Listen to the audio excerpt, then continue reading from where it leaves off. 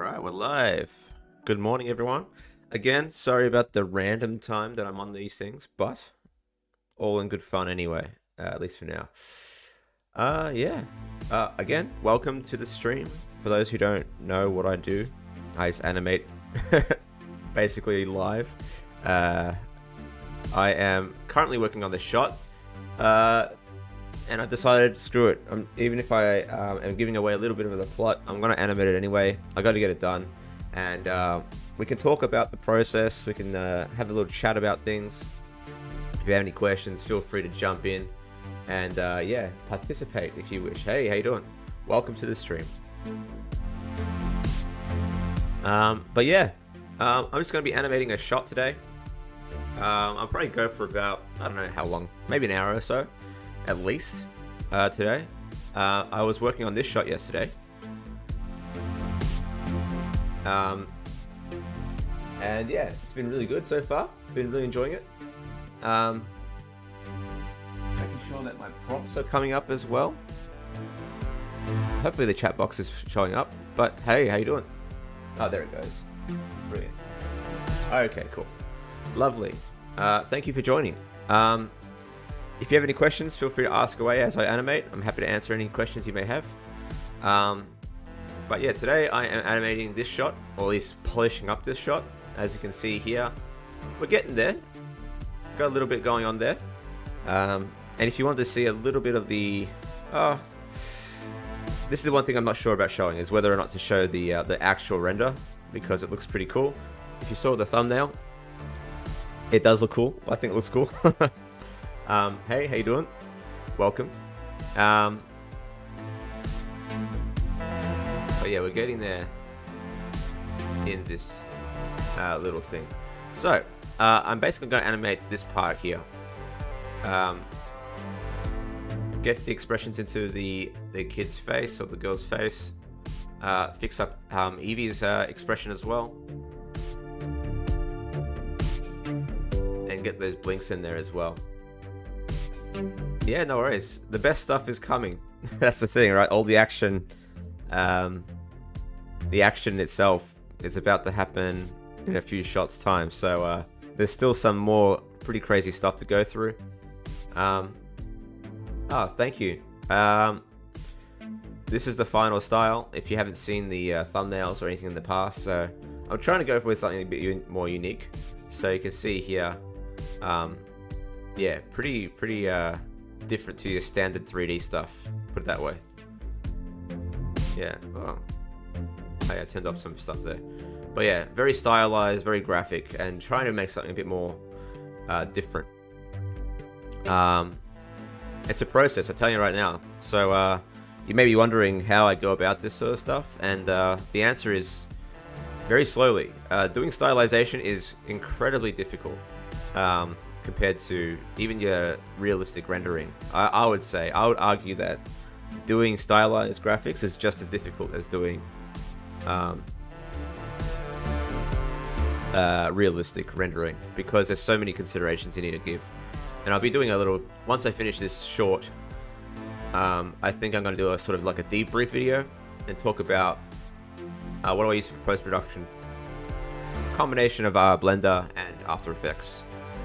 Blender has some really cool post-production filters, like lens flaring and stuff like that, that work really well out of the box. Whereas with After Effects, you kind of have to tinker with it or get some sort of plugins for that, which suck. But After Effects is good for something like, you know, camera tracking and stuff like that. So I do use that a little bit. Alright, so we've got this shot here. I'm going to give this a little bit of a blink in Evie's face. So I'm going to keyframe these guys.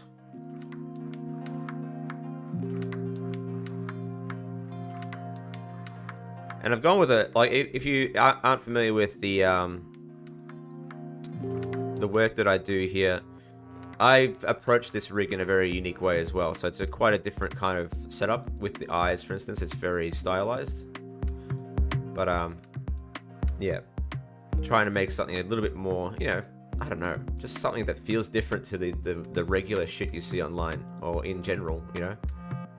I've had this idea for, well, at this point almost a decade, but I would say that in terms of accessible technology, this is like the first time in that time where everything feels like it's easy to access and easy to pull off relative to the resources we have, you know, or have had in the past. So just going ahead and make a block out of a blink.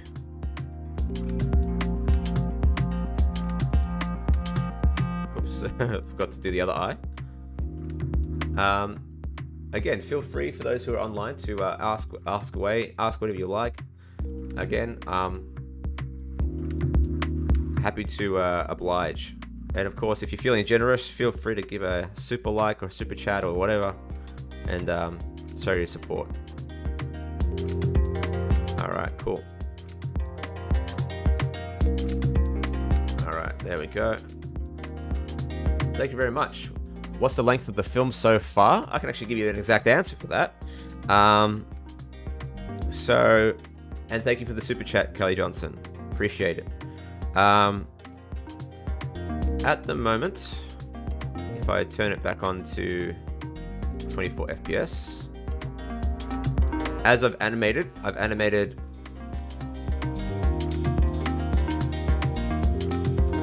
2 minutes, and then the final animation will be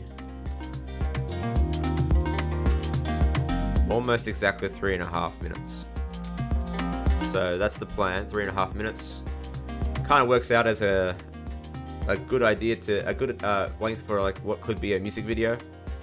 So I'm looking forward to finding some getting a musician on board to handle that. So you can see the blinks are looking pretty robotic there. So let's give this a little bit more personality.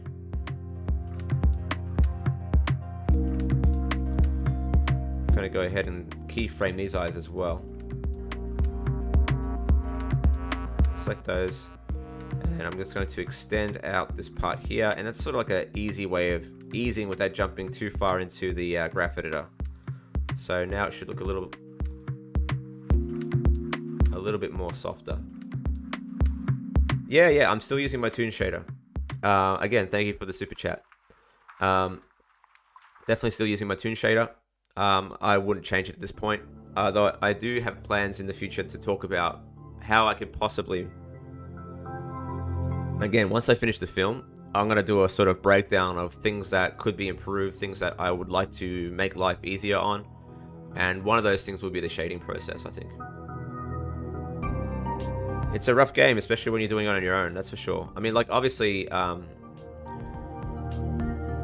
especially when you're doing it solo, and you have to sort of pay the bills and stuff as well, it's a lot harder.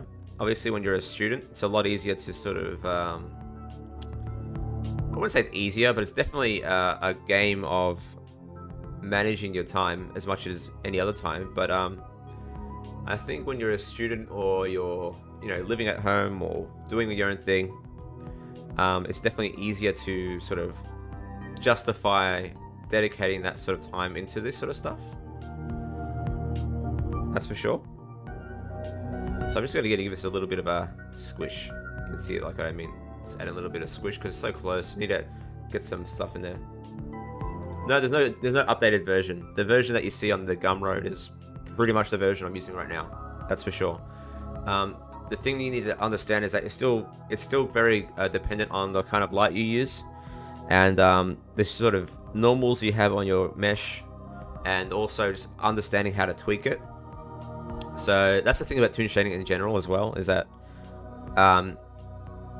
there's always that level of sort of, it's always a very picky sort of process, put it that way.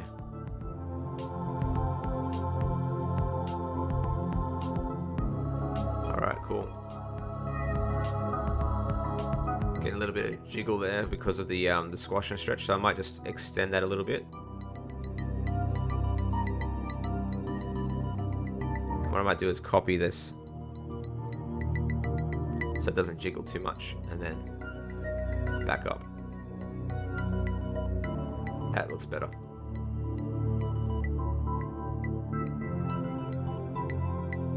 How long do you think the whole production will take? So the plan is, at least the animation, and welcome Garvey and artist to the chat. The plan is to get all animation done by October the 3rd. That's the plan. I've got literally 10 days to get that done. I'm hoping to get it done. The next few shots are a lot quicker and a lot more sort of shot to shot, a lot faster. So there's a lot less involved there, in my opinion. So that's the goal. And then sound design hopefully will take place over that month, over November or over October. And then hopefully, you know, if I want to edit the look of it a little bit, I'm hoping that around December would be the time to publish it. If I can promo it at least. Yeah, I'm actually wondering whether or not to make a second channel just for Black Curtain content, because I have plans to do not just like a second piece, like a second animation, hopefully a lot quicker this time after what I've learnt with this one, but also provide sort of more frequent, I guess, production style streams like this. Like this would be like the bot where this would be where I put all my streams and stuff for Black Curtain content, whether that's pre-production stuff, sketching out things, and just being very transparent about it. So talking about stories, about where I want characters to go, how I want things to be structured, and really talk about the process. I think that'd be a nice way of having a second channel without it getting in the way of you know, the actual tutorial content for 3D, which is the Deco channel. So I'm thinking about whether to do that going into 2023. Let me know what you think. I'm not sure yet, because it's starting to get a bit crowded on the Deco channel, I think, with different kinds of content. So you can see there, it's looking a lot nicer, that blink now.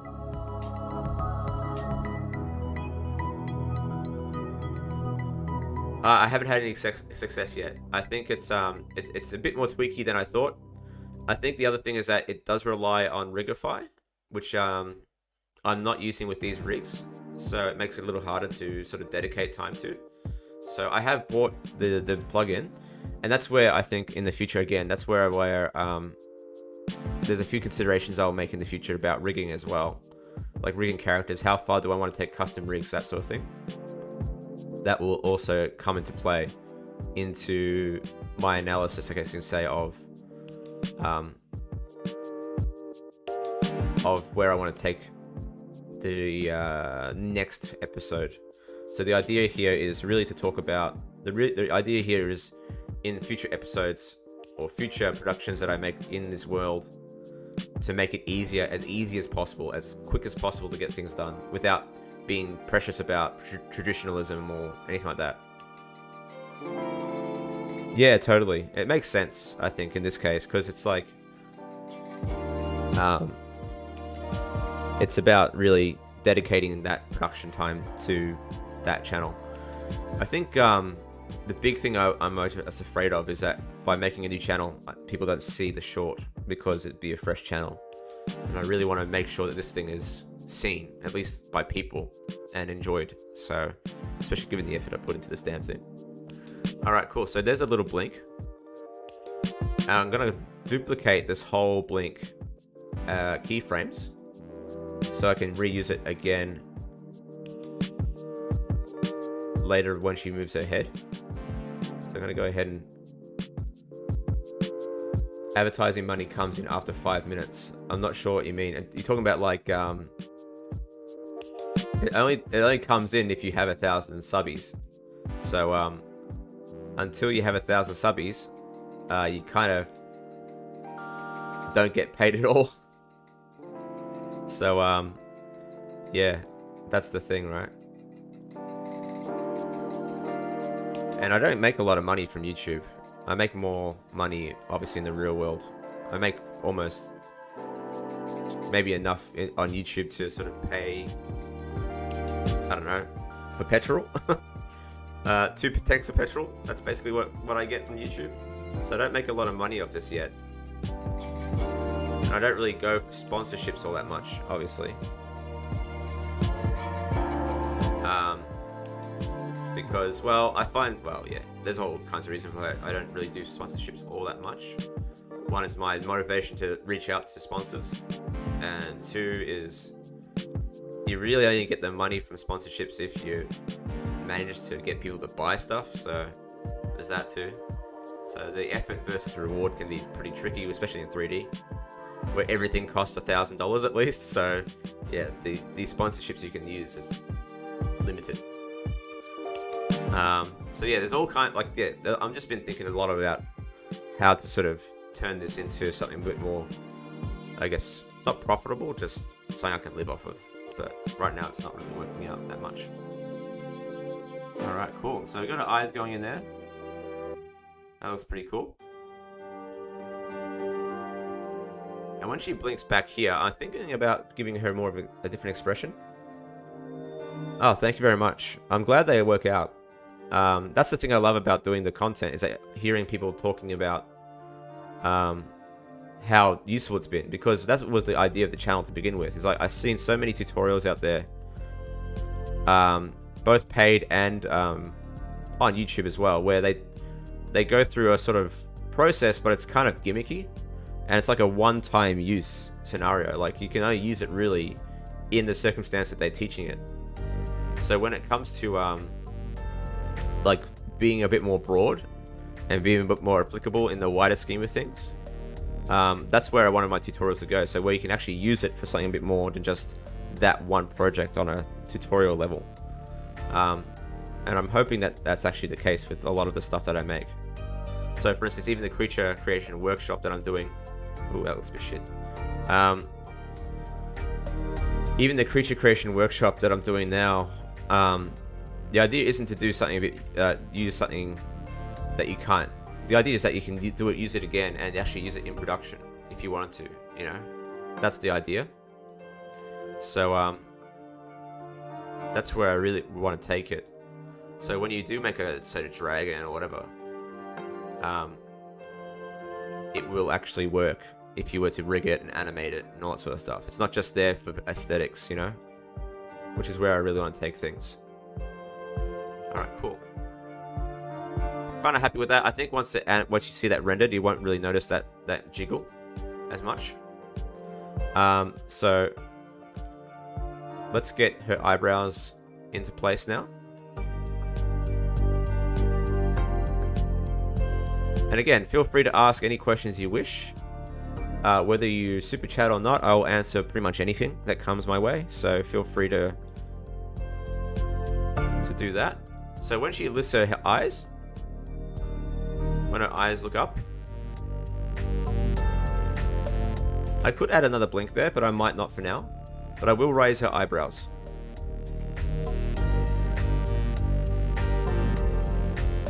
Just to give it a bit more expression. You can see everything's still kind of rigged. You can see how it's operating. So I'm seeing this little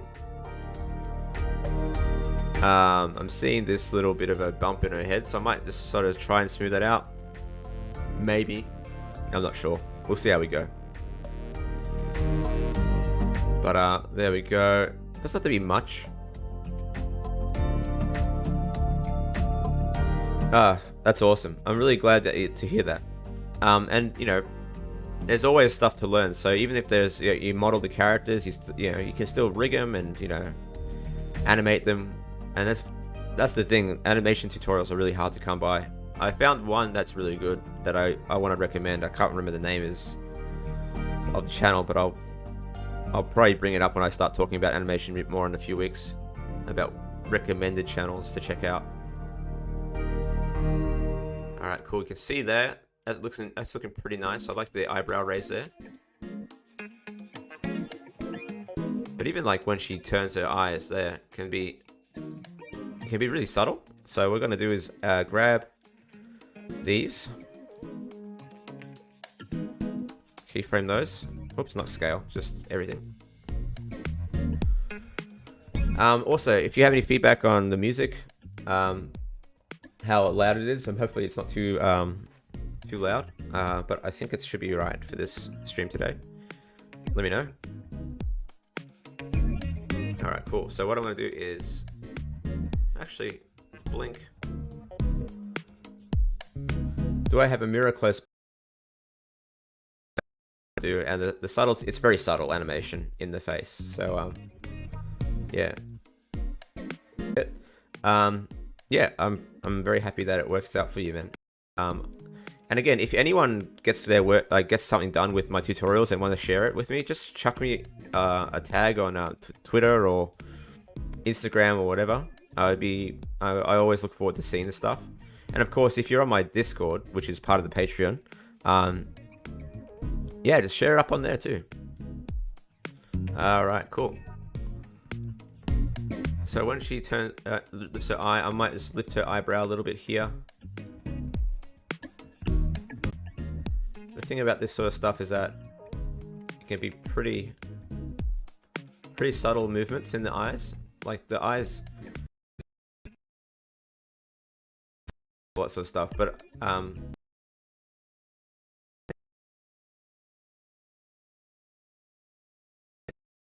sometimes faces are over animated, and it really shits me sometimes. Like the subtext is lost, or you get lost in the overacting. I see that a lot with you know, some of the films I watch, and I find that I get more distracted by constant eye darts, for instance, over what the emotion is meant to be or what the thought process is. And I'm trying to keep it simple here as well, just for my sake as well. Might give this a little bit of a up and down motion as well, just to give it a little bit of squash and stretch.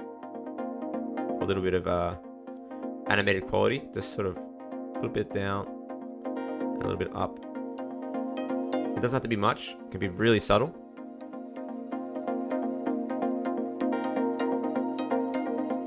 You can see it's very subtle there. Might not be technically correct, but in this case, it doesn't really. I'm not too concerned about that being like incorrect, as it were.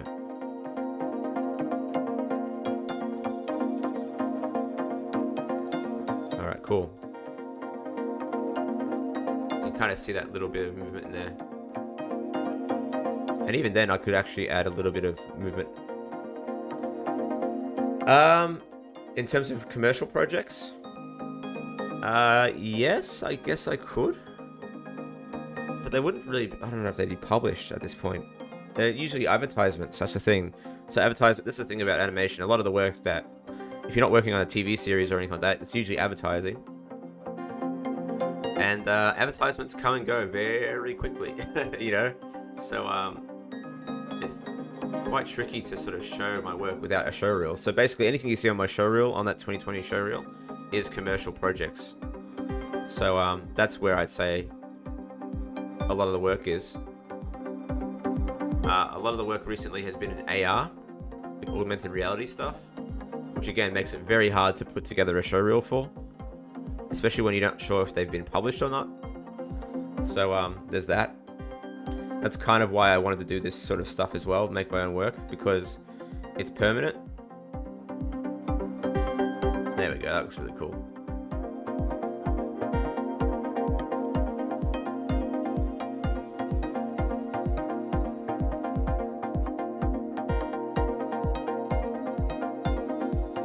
So what I want to do, I think here,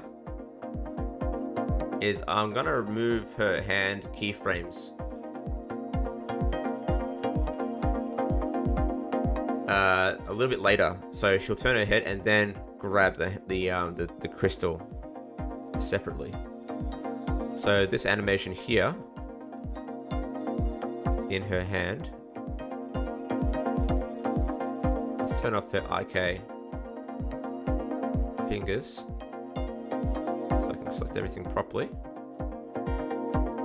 So all those there. I'm going to shift the animation. Shit, that means I have to shift the crystal as well. That's alright, I'll be right. Save that first before I do anything. Grab these keyframes. And I'm going to just offset it by maybe, yeah, 5 frames. So if I go on the keyboard while hovering over the timeline. This is one of the coolest features in Blender, in my opinion. If you push G and 5, you can move your keyframes within that amount of time, which is really, really cool. I actually might move it back 1 frame there. So when she turns her head, and there we go. That looks better.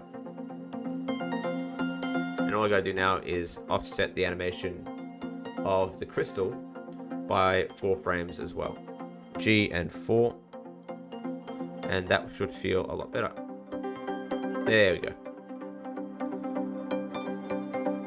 There we go. That feels way better. Way, way better. Like, timing wise, that feels better. Just with that little change. 4 frames, such a difference. Alright, cool.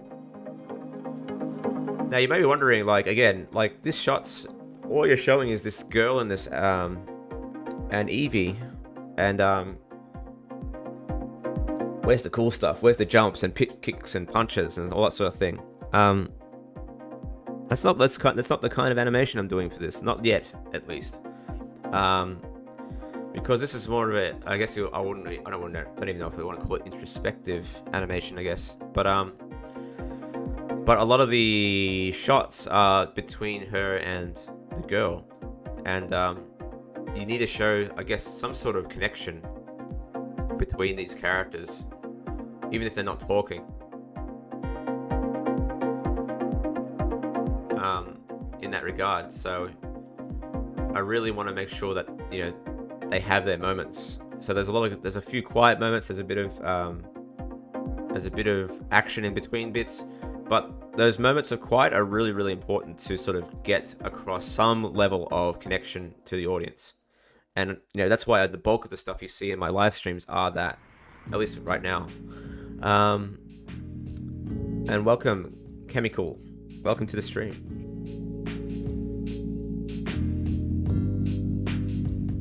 I have no idea how many people are on YouTube versus Twitch, or if Twitch is working for that matter. But welcome to the chat. I'm seeing a lot of YouTube people here today, so I'm not seeing so many Twitchy people today. That's all good. So no matter where you're from, welcome to the chat. All right, cool. So here, she's turned her head, but it still looks kind of robotic. Good morning. The reason why it looks robotic is because her body isn't really helping lift that crystal. I know it's weird, but even a subtle movement of her upper body to sort of push that crystal or her arm up will help give that a little bit more oomph. So what I'm going to do is grab her torso and just before she goes to flick it, I'm going to add a little bit of anticipation in that torso. So just a little tiny bit of anticipation, little tiny bit. So when she is about to throw it, just a tiny bit like that. And then when she flicks it,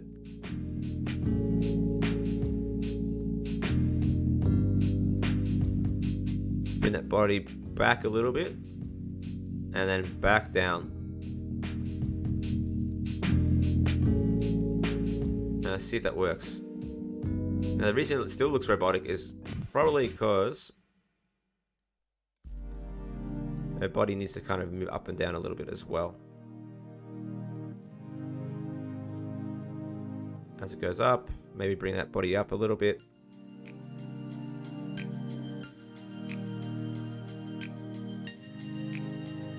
And now that's looking pretty good. Ignore the head and look at the shoulder. Look at this area here. And that feels a little bit better.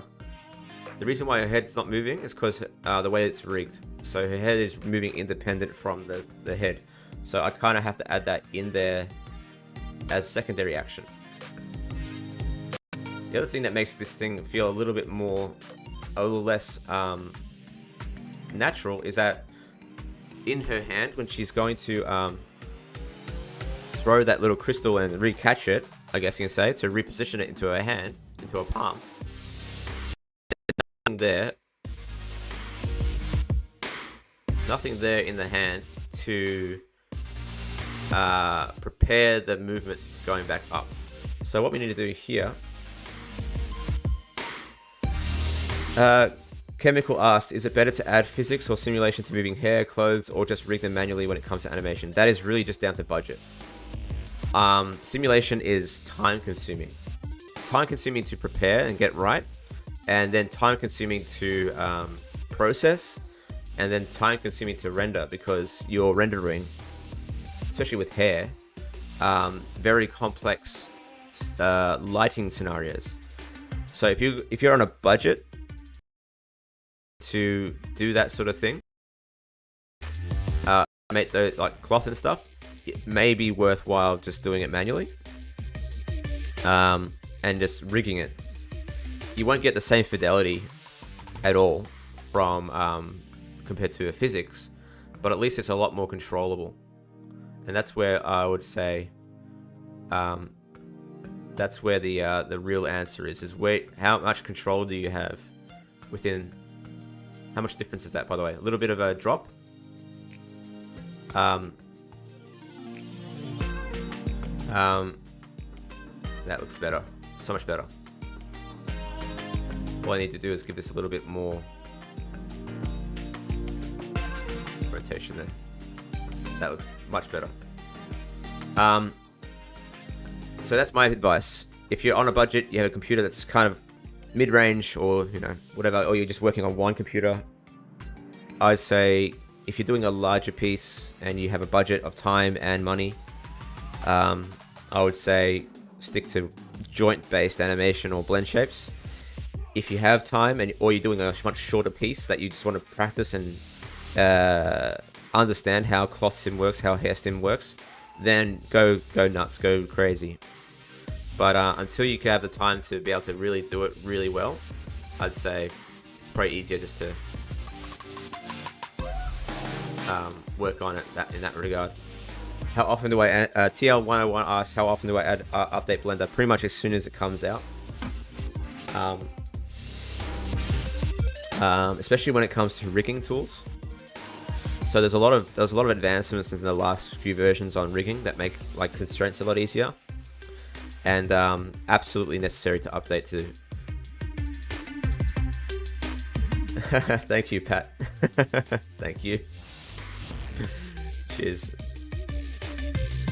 Yeah. I know who you are, but thank you anyway. Can you recommend a render farm? Not really. I've tried a few, and it's really difficult to get a render farm that doesn't feel like a scam if you're working on your own. Especially when it comes to, oh yeah, you get free render points until you want to purchase time to use the render farm, and then you try the render farm, not knowing how long a render would take on the render farm, and then suddenly you use those credits, and then you're in negative, and you're just testing out shots. And half the time when you're doing that, the file breaks because you have so many dependencies. So yeah, finding a render farm that doesn't feel like a scam to me is really difficult.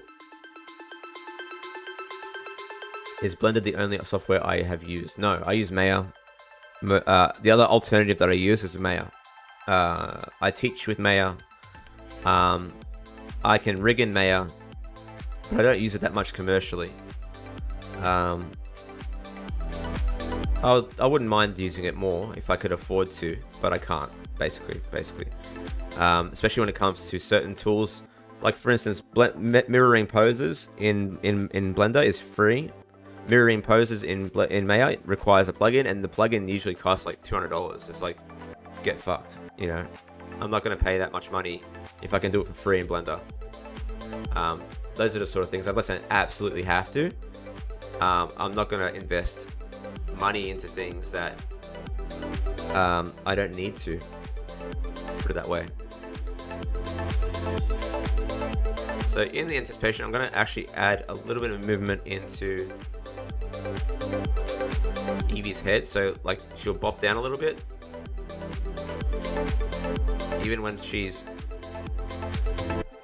Oh, I have nothing wrong with Maya. It's just like if you're an independent artist like I am, and you're not working through a studio, those sort of things, you know, add up. Already I'm spending maybe about $300-400 a month on subscription services. You know, look how different that is when she moves her head. That looks so much nicer with a little bit of overlapping animation in the head relative to the movement of the see what I mean? Like how much difference that is to the character when you add a little bit of those little follow-throughs throughout the body. So if you're doing an animation, even if it's something as simple like tossing a crystal in this case, or a ball in your hand, your whole body is sort of reacting to that. And understanding how, or at least in the shot, how you can make that feel natural. Like you could say here, like this shot here, like there you go. That turn there feels really robotic in comparison, because I haven't put that over those little subtle movements in there. Was it easy to place the rig in the body? Yeah, you get used to it. It's pretty easy, very easy in fact. If you look at my, oops, sorry, something fell. I think it was my phone. Oh no, charger. No, I don't know what the hell it was. Something fell off my desk. If you yes, I know what it was. If you check out my rigging series, that's basically the workflow that I work with regards to at least setting up the rigs that I do. Obviously, the method I used is more personalized for this rig, but the overall idea of starting off with a deform rig, working out the basic deforms, and then adding the controls after that is my basic workflow, and it makes it a lot easier. So that's another thing about so many rigging videos out there, is that they build the entire rig first, and then they skin it. And I learned very quickly on that I did that method in one of the tutorials I paid for to watch, and then I realized that the whole rig, the bone placement for all the parts were just not in the right spot. But that was the workflow they went with. They went with build the rig first, then skin it, and it's like fucking hell, man. Like 30-40 hours of learning and process out the window, because they didn't talk about logically placing joints and then testing. They talk about testing the controllers and all that sort of stuff, but not about the skinning. And it's like fucking hell, man. Such a pain. So yeah, that's another reason why I made that bloody rigging tutorial. So you can see here, her head turn there needs some movement in her torso. I'm sorry. My mouth is getting dry. So some movement in the torso is really necessary there to sell that head movement, and it doesn't have to be much, just a little bit, and a little bit of a drop just to get a little bit of movement in there.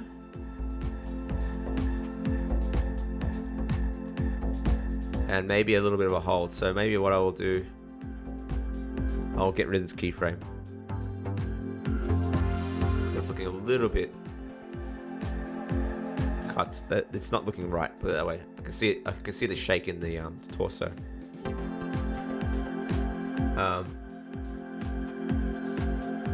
Apologies if anyone's on Twitch and is trying to message me and it's not coming up on the stream, because usually I see a few Twitch people online, but I'm not seeing anyone here. So apologies if everyone's on Twitch and it's not working. Let me just double check.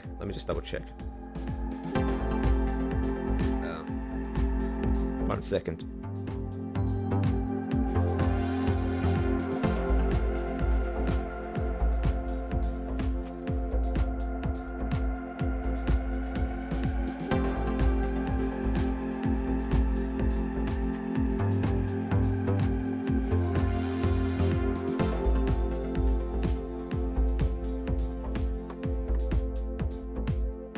I'm back. just gonna check my Twitch and make sure that nothing is broken.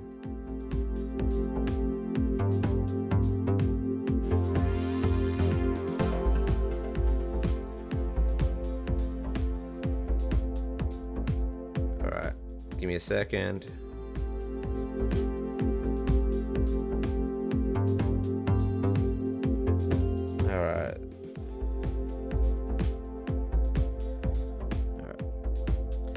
Shows you how professional I am as a streamer. Jesus Christ, can't even get the everything working properly.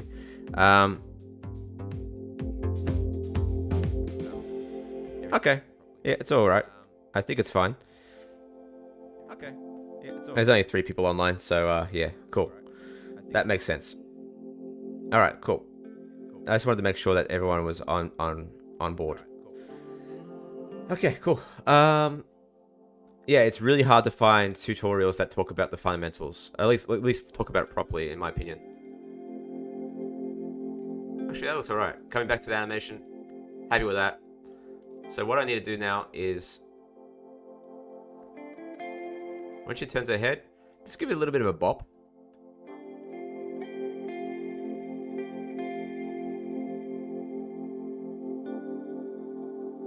Doesn't have to be much. And that's enough. You can see that there, that feels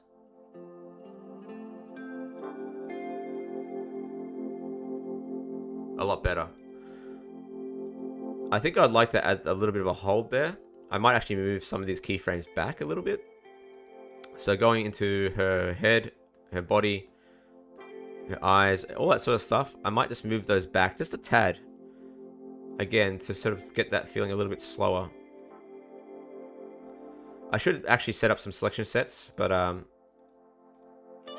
haven't had a chance to do that with this file. And that's the thing, like when you make selection sets in the master file for the rig, I don't think it actually inherits into the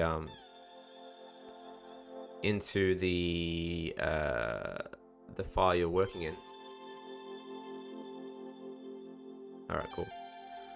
So there. I want to just elongate that hold a little bit. Let's move those back a little bit and see what happens. That looks better. Cool.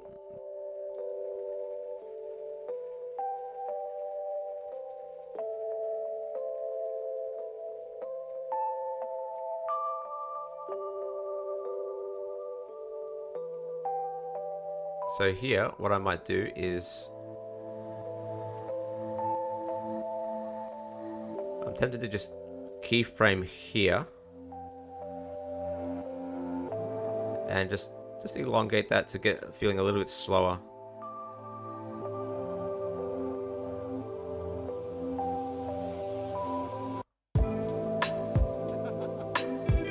There we go.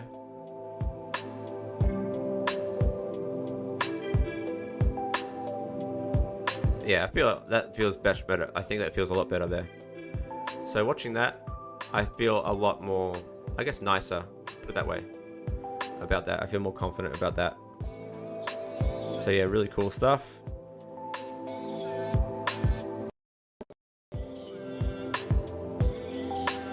So here we go. Let's see what we got there.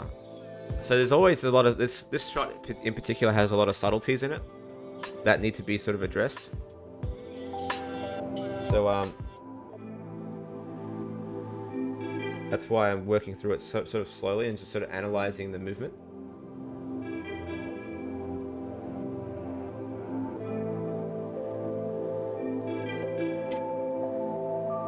Sorry if you heard me drinking. Sorry about that. So yeah, there's that.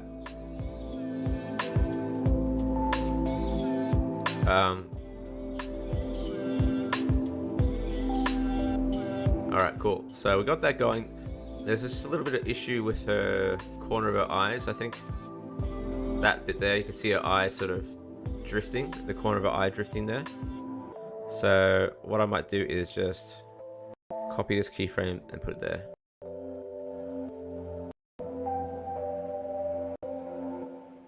And I'm as well. Just get rid of those keyframes. Better.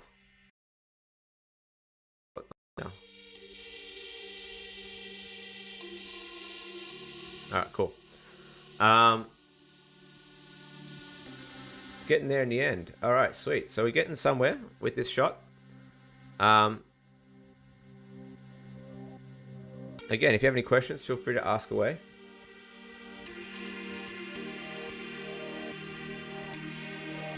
Alright, cool. Now, I feel like I forgot to move... Did I forget to move her eyebrows? What happened there? Okay, so we got eyebrow movement there. I forgot to animate them. So the eyebrows here, I'm going to add a little bit more finesse there. So keyframe that. And when she blinks, give it a little bit of up and down motion. Just a little bit.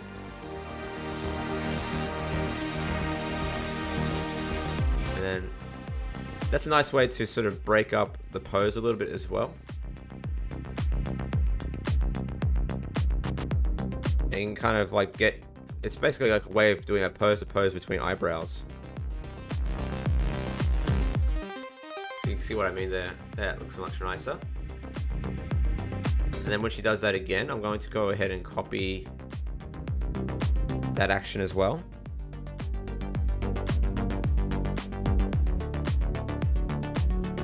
And then when she turns, she's going to blink again. There we go. Delete these keyframes. I think UVing, actually it doesn't really matter. It doesn't really matter which way you do it with a model, because when you're UV mapping something, you're not exactly you're not really affecting the rig by any means. So I would just say I would say you can go either way. If you want to animate as soon as possible, then yeah, just start rigging. As long as you're happy with the model, that's the thing. That's the biggest thing. So, in a way, it could also, like, you could argue that UV mapping and texturing might be worth doing after the rigging process, because you may find yourself editing a mesh as you rig it, sort of like, oh yeah, this is not quite the right edge flow for this particular pose, so maybe I have to sort of like refine my mesh a little bit. That could also be a that could be an argument for that. Okay, once she goes ahead and tosses the crystal, I might actually raise her eyebrows as well. Sort of like the whole motion is sort of following that. Animation is going good. I'm very happy at the moment with the process, with the progress that I've made in the last couple of days. I'm really hoping that things will get done relatively quickly in the next couple of days. I do have to fix up a few scenes that I've done in the past, just with these newer rigs, but the animation will still carry over, which is good. So there'll be some refinement in there, but as long as the bulk is all in there, it's all. I'm gonna be very happy if I can get most of the animation done by October. All right, so even when she's tossing the this crystal, I may even add a little bit of eye movement in there as well, just a little bit of raising her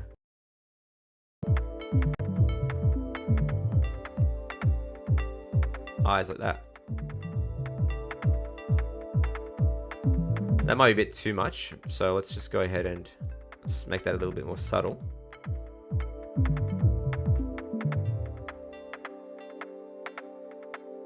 Yeah, that's nice. And hello, Pavidarkan. Welcome to the chat again. And also, welcome to the chat, Leon. You're the first Twitch chat person today, so yeah, for a while I thought the whole thing was broken. It's happened before.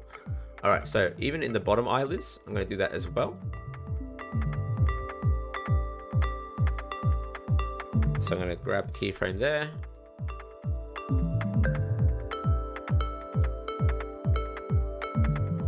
And then when it drops, maybe even make it a little more subtle there. There you go. Yeah, something like that looks pretty cool.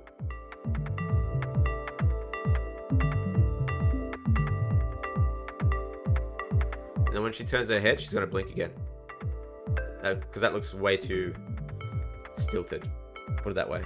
Super stilted stuff there. Let's have a little review though, from the start. How much better is that from the start of the of the stream? Way better.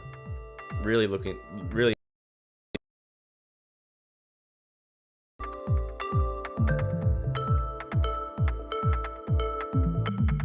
And by the way, the baby hasn't had like a lobotomy or something like that. She just has.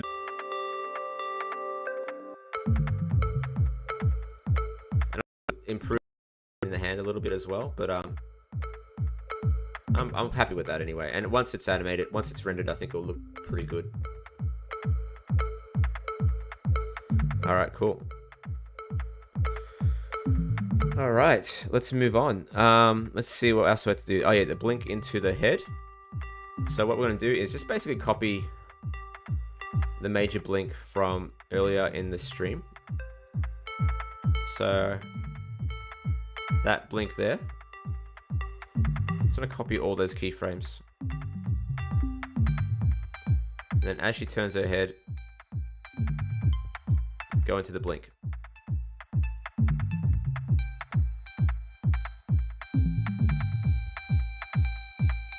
And I missed a keyframe, it looks like. So let's go and add that in. Copy this one. And just somewhere off the frame. So the actual animation shot finishes at 450. So I'm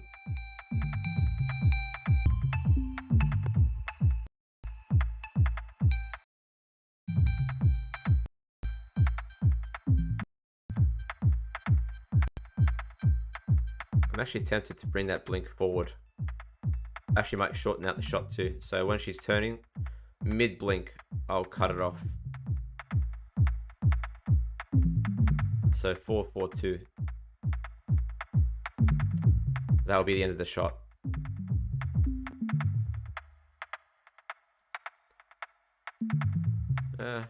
Maybe not. I think the thing is like maybe 445.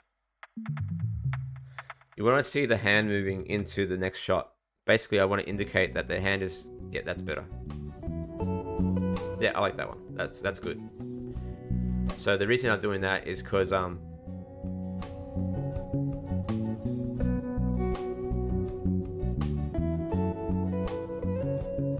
reason I'm doing that is because I'm going to hook it onto the next shot, where she places the crystal into the palm of the girl's hand. So the motion should indicate where that crystal is going to go, enough that the eye registers that, the brain registers that, and then it can sort of lean into the next shot. So that's how that's going to go.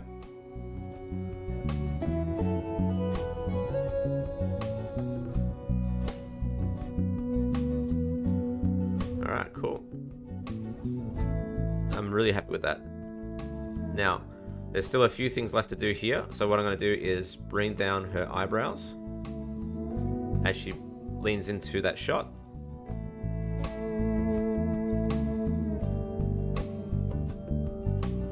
And maybe even rotate those a little bit. Now, you also have to think about, like, you know, how quickly an action has to be. When it comes to a shot like this, where the eye will barely register that eye movement, you know, remember that this is actually playing not at full real time. So it's going to be about 4 frames a second faster. You're barely going to see that motion in the eye, but it's enough to sort of get your brain thinking about that. So, yeah, I'm going to keep that there.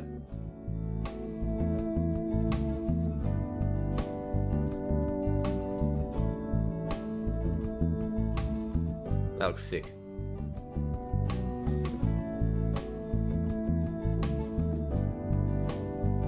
So now, what I might do to wrap up Evie's motion is, I'm wondering whether to change her expression as she tosses that stone. But I'm not actually sure what the hell that expression should be. because it wouldn't be a smile, it'd be a thing of concern. So I might be something as simple as just moving her lips in this fashion. Yeah, that's enough. I think that's enough for me. Yeah, I'm gonna go with that. So what she's gonna do is she's going to, I'm gonna add a little bit of squash and stretch. So squash that down, stretch it out, and then rotate back to regular scale. That's enough. That is, I'm happy with that.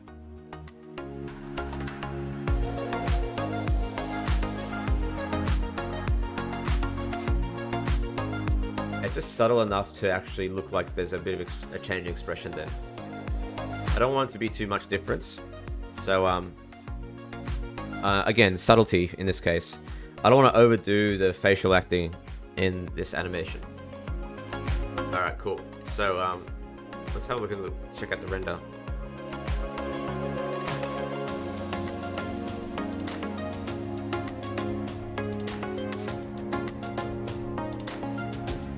That's looking pretty cool. I mean, this is the other thing about the shaders that I'm not a big fan of with what I've done with my shaders, is that at least when you're working with references, as in linked files, it's really hard to change the shader properties. I probably would simplify certain things about the way the shader can be controlled. If I can control the shader as a controller, that's another thing that I would consider doing in the future. But I think that's looking alright. Let's have a look and see how it plays back. Save the file.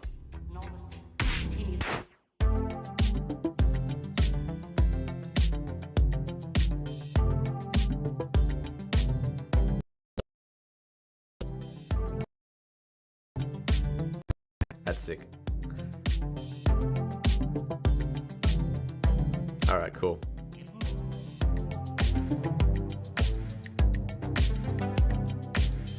Yeah. I've added a light on top of the crystal. It's a cheaty way of doing it, but basically, because everything's NPR or using my shader, you can't really do emissive, and Eevee doesn't do emissive light materials very well. Like emissive materials don't project shadow. So what I've got is basically a light, a very small light, parented to the crystal at the top. As you can see there, that's my cheat. That's basically how I can get the shadows working. It's actually another reason why I went back to geometry on the characters as well for the eyes and mouth, is that grease pencil doesn't project shadow, and it doesn't project shadow, or maybe it does. It doesn't reflect, basically. It doesn't reflect in glass and stuff like that. And also it doesn't work very well with it doesn't work very well with light, put it that way. So it's very stylized. That's looking really cool. I'm really happy with that. So I'm gonna turn that off. Go back to the preview window there.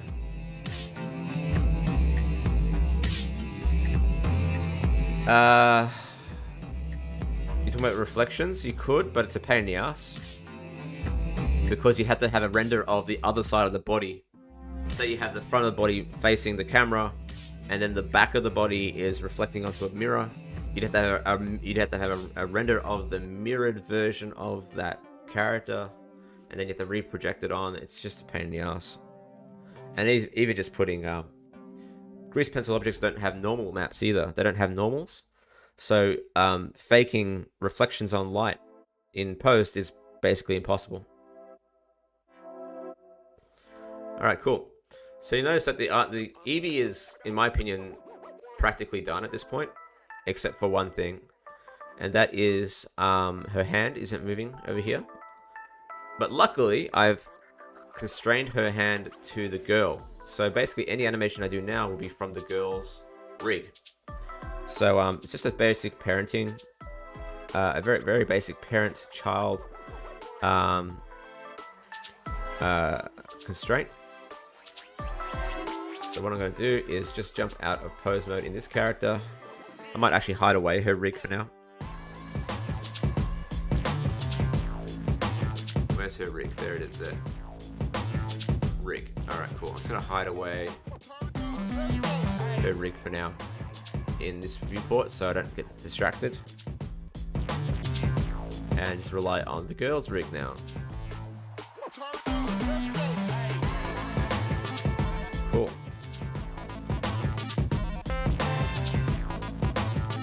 Alright, cool. So I'm going to start off by just basically understanding where I want the head turns to be, and then I normally go backwards, or I might do it a whole pose thing as well.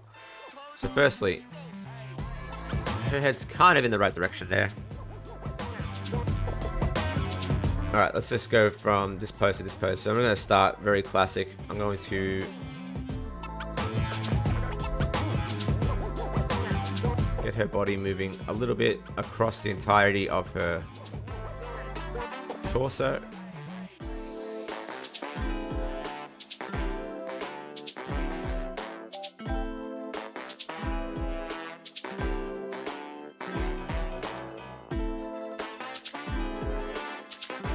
See, already that looks a lot better. Obviously,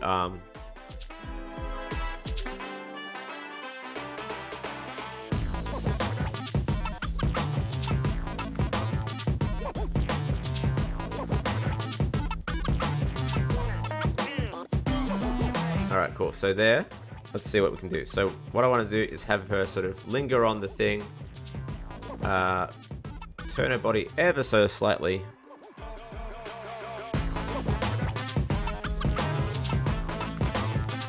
In this direction. Like so. As you can see, the motion I'm adding is really subtle. Making sure that the eyes are sort of pinned on that little thing. Ooh, that looks bad. That's too much motion there. So what I'm going to do is grab that, sort of a halfway point.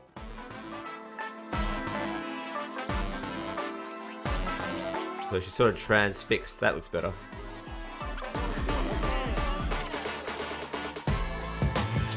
But even that's a bit too much, I think.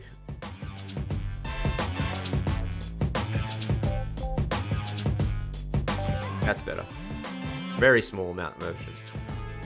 And then when she moves, get a little bit of a dip in her body. Already. Ah, thanks, man. So you can see just how small the movements have to be to register to the eye. Like a point on the scale of location rotation scale. And you get a little bit of I guess you can say inertia.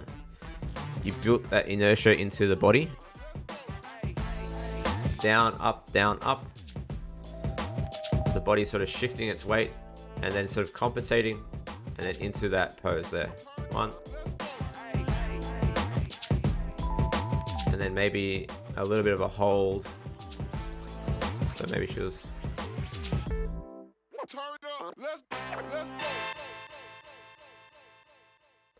So again, really small movements.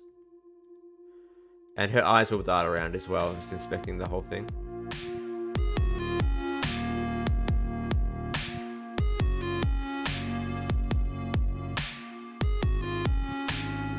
Oops, sorry. Alright, cool. So what I wanted her to do is sort of react to...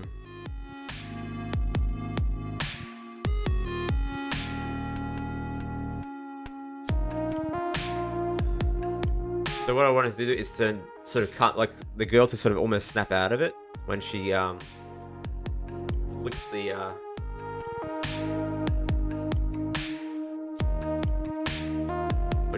the thing up. Sort of like, oh, what are you doing with that? So then you can see just how different that is. Like she's looking, and then she stops moving. How much robotic shit, suddenly like the robot just stopped working. It's pretty crazy.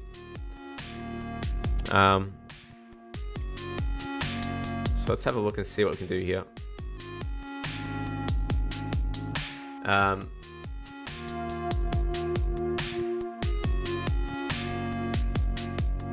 So what I might do is just have a body sort of react. I might actually bring back a pose from earlier.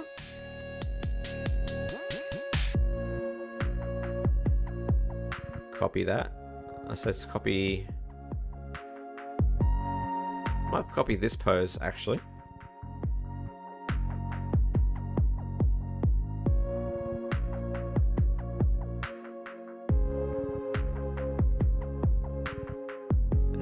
Maybe bring it down a little bit lower. Now she's looking at the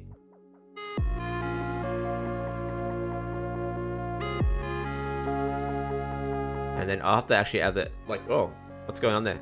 So I have to actually add a little bit of a jump in her movement motion as well. So when she lifts up now, I'm gonna stop. Before I do that, I'm gonna just go ahead and keep it simple there. And just pose everything that I have there. Pose this one here. And then up.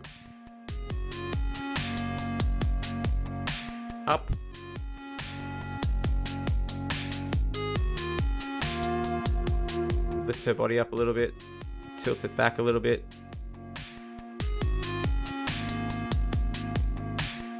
Like that.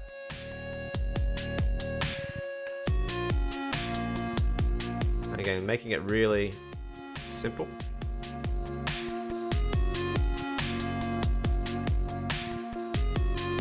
You can see the difference.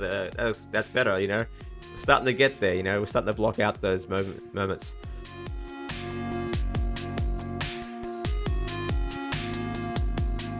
You can see it's sort of like a little bit too much there, but there should be almost like a delay in her motion overall. So she's really reacting to that somewhat. So maybe a little bit of motion there. I might make that a little bit more subtle.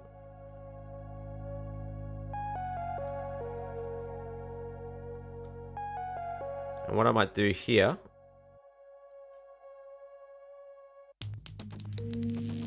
is copy a pose somewhere in between there and just bring it over here as a temporary measure. Ah, shit. I was wondering why the hair's all screwy. Let's just copy pose. Let's just get rid of these hair keyframes. It's screwing up the procedural animation in the hair. So make sure those are gone.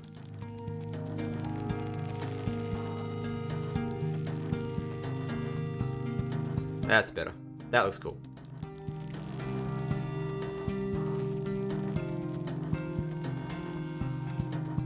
And then in the next part, I don't want her to look at the crystal as it's going to be passed to her. I want her to look at Evie. I wonder what she's going to do with that.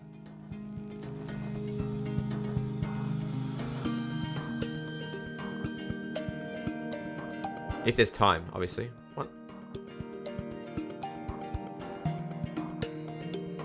So in this case, it's going to be somewhat like this. Whoops, wrong controller.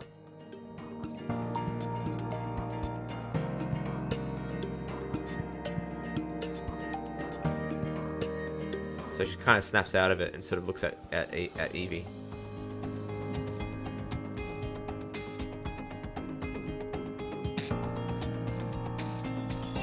So whether or not this works as a shot, we'll see. But you can see here how much difference that is. Even that little bit of movement.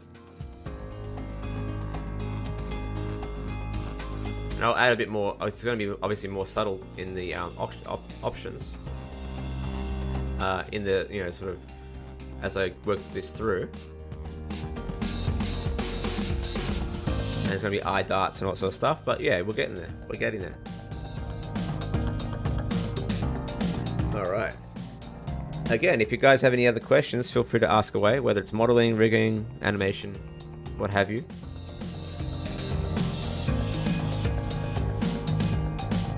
Alright, cool.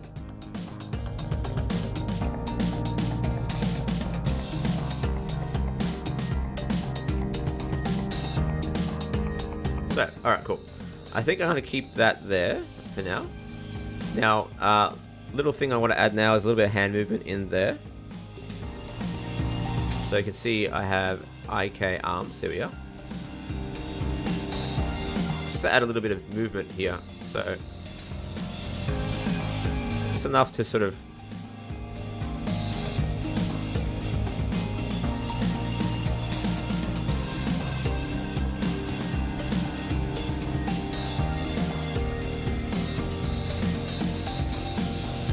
it doesn't have to be much, just enough to sort of indicate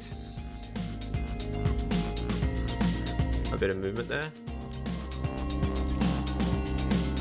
So actually might actually copy this frame over here and replace that. Looks a bit nicer as a pose.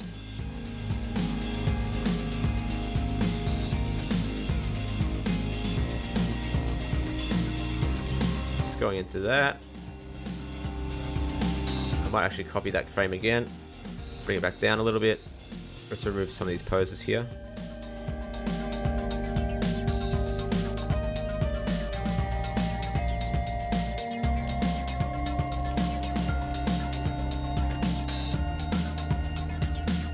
See that, like, everything kind of leans into that action, like the rise, the whole body sort of rises.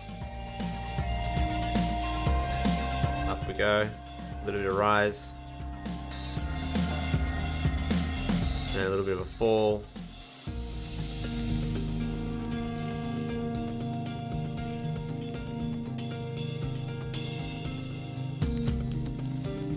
So what I might do here is copy this, shift that keyframe over here, grab a keyframe here, and just make that really subtle. There you go. So you can see here just how different that hand already looks, just with a little bit of rise. That's going to break, looks a bit broken there. That's alright, we can always fix that.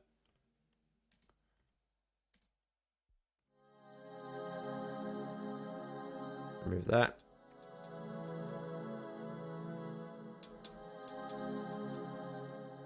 And then when she... sorry. When she...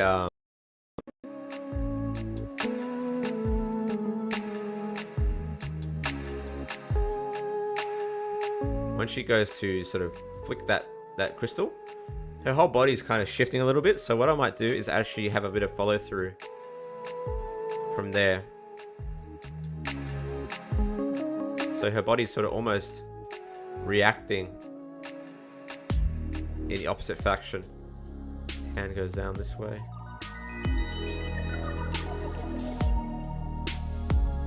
And it sort of bounces back up a little bit.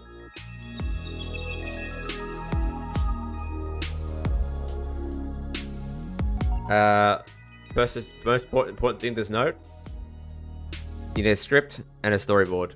That's it. I think that's probably the most important parts. Understanding, and also obviously when you're animating or creating a story, you have a clear goal of what the characters are aiming to do, where they need to be, that sort of stuff. Without that, you're basically just shooting blanks. You're like shooting blind rather. Yeah, and that's the biggest thing I have to investigate once I do the next episode, if I actually get around to doing it. That looks a bit too cartoony, as in like robotic. I feel the reason is... yeah, I'd say write a script, and definitely, yeah, I'd definitely say write a script.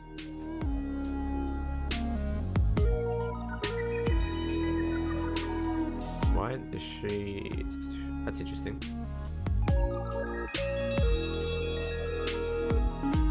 Where's the keyframes here? Okay, they're probably like really small. still broken. All right, let's go with that.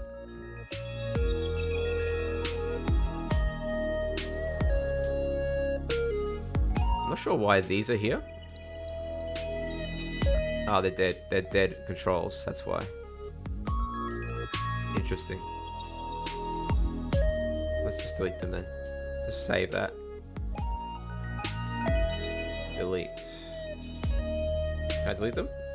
Yes, good. No worries. Alright, so let's have a look at the hand control and see what we're doing here. Let's turn off the location, rotations, everything like that. There they are. They're much smaller than I thought. So you can see what I mean by... where's the timeline now? Over here. Alright, cool. Let's have a look and see how this is working. So I might actually copy this, paste it there. Yeah, cool. All right. I think the idea is working. It's just that it's looking a little bit stilted. So what we're going to do is soften out those motions a little bit. Oh, it just takes practice. I mean, just keep it really simple. I mean, obviously, I'm not a writer either, but I'm just trying to write stories that I think are fun. Work with what inspires you, I guess. Other stories that have, influenced you, that sort of thing. See, I'm even my stories aren't meant to be like 100% original sort of ideas, but it's just really how you execute on them that make it fun, really. But the whole concept of what I have in mind is not new. And you have to accept that sometimes as well.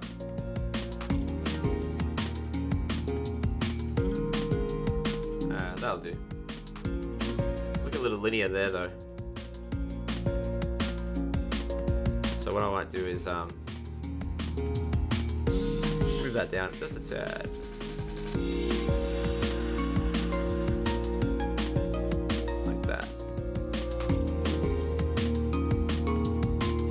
Where the other ones are going, how they're looking.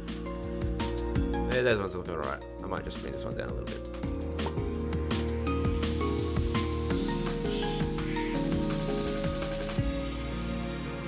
Maybe I'll get rid of this keyframe or move them across.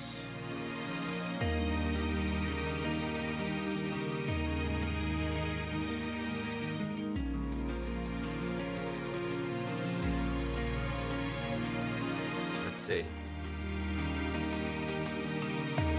Yeah, that's cool. That's enough. Very, very subtle. Unfortunately, her hand's clipping through the bar, but we'll get there. All right.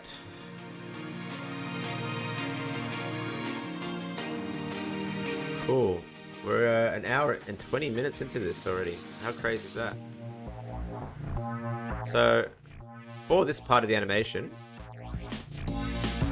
I'll have to shift her hand location just a tad to get it off from clipping. So I'm just going to grab the Z location here, just shift it. There we go, that should fix some of that. You can see the gimbal location is a little bit out too. Thank you very much, Gangler Koi. I'm just going to grab these ones here and just offset them a little bit.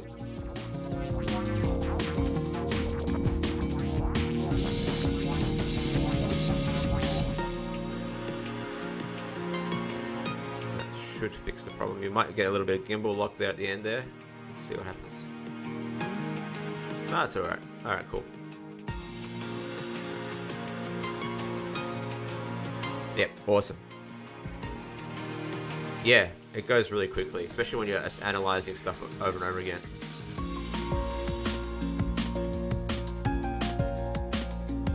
Yeah, that's sick. Alright. I'll be happy if I can get her expressions in there now. for this shot.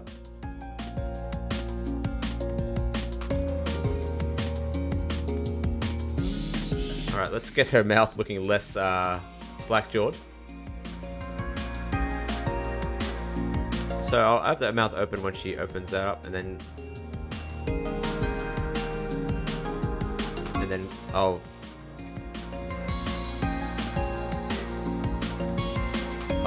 close it out.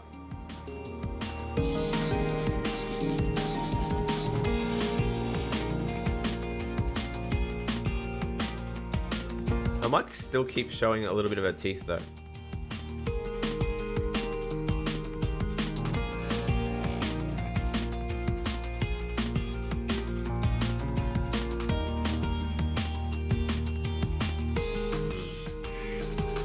The limitations in her mouth shapes there. Can't really do anything about that. I might actually do that. And then when she closes her mouth, let's just get that looking alright there. Like so. Keyframe that. Then maybe spread out those lips a little bit and squish them. Can I squish them?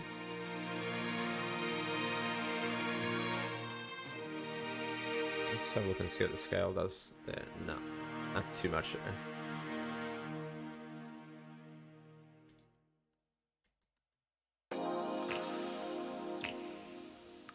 So the scale is a little bit hoping those will work alright. Actually, I have a solution for the lip problem.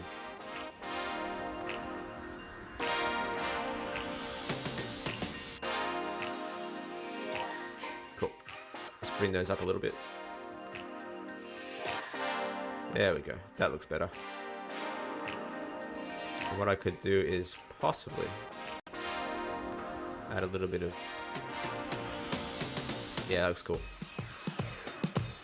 Is this stream archived? Yeah, it will be archived. It'll be up on YouTube after it's finished streaming.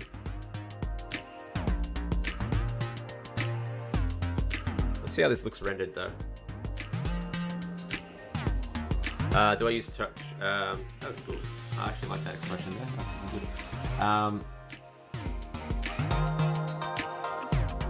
I haven't used pose library yet, mainly because the poses are also different. So I haven't had much need for like specific reusable poses. So again, in the future, I may have to do that to save time. So that looks a little bit robotic there, of course. So what I'm going to do is just slow down that.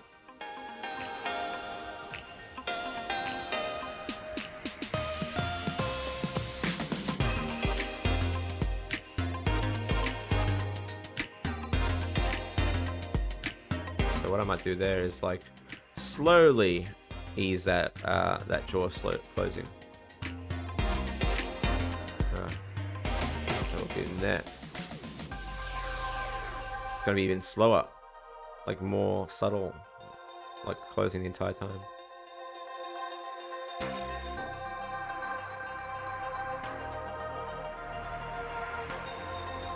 Maybe just.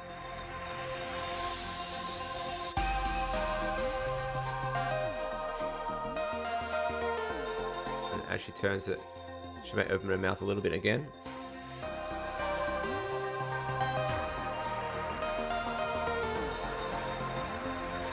More subtly though. Maybe her face will get a little narrow again.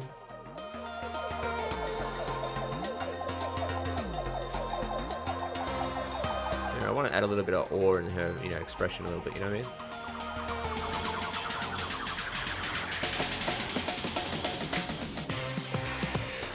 So again, making it really subtle.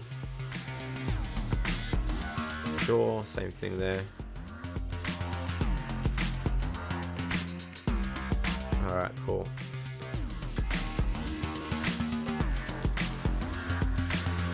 Again, making it really, I think it's going to be a much longer. Oh my god, what's that thing?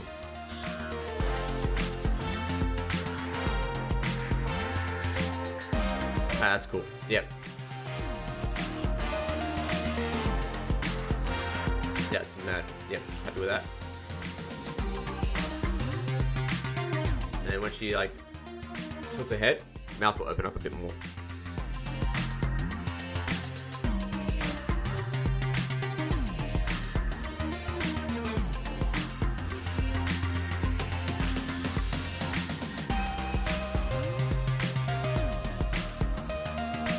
And then kind of go into a settle.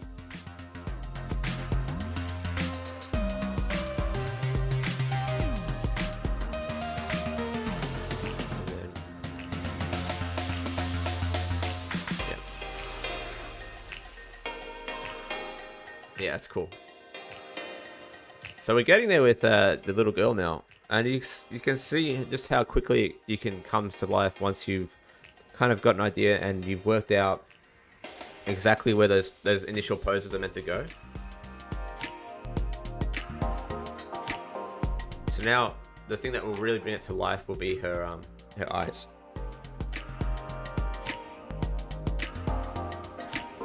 So we're gonna do that.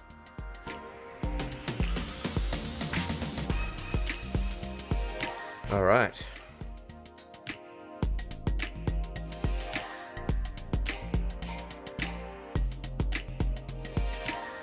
All right, we'll start off with the blinks. I always like starting off with blinks. Now I've got blinks from before that I can reuse. Lots of blinks here. So which one do I want to go with? This goes to show you how long this shot has become. 460 frames. How many is that? What's that in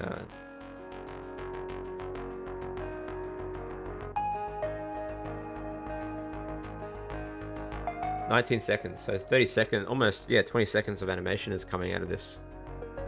Pretty crazy. All right.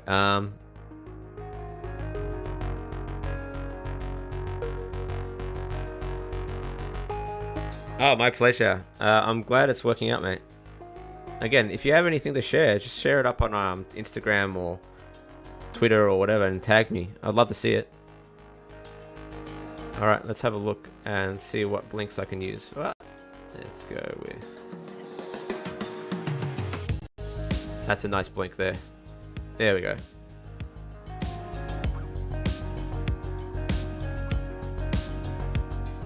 Yeah, that's awesome blink. Copy those frames. So yeah, nothing wrong with reusing animation.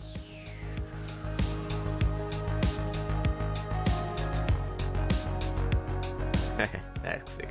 How much difference that makes, man. The fucking blinks. It's so cool. Cool. Let's have a look. Choosing which way to go with the blink.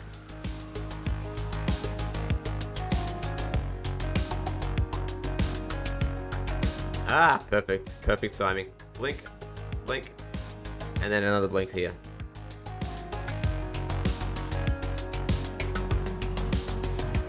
Yep, from scratch. 100% from scratch. I have a question about materials. I don't use textures, but I use a lot of materials. Does using a lot of materials in a large scene slow down Blender?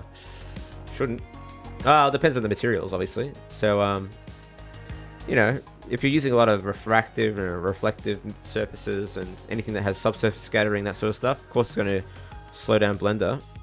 But in the viewport, if you're not having the renderer scene on, it shouldn't affect at all, really, that I know of.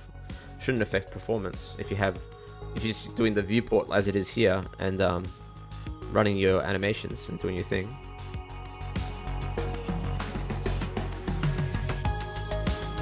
That's sick. That's so cool. Yeah, awesome. Love it. All right, cool. Now it's just the eyes. So what I want to do is just get those focusing on that point. And what I might do is add a little bit of eye dart action, inspecting the piece.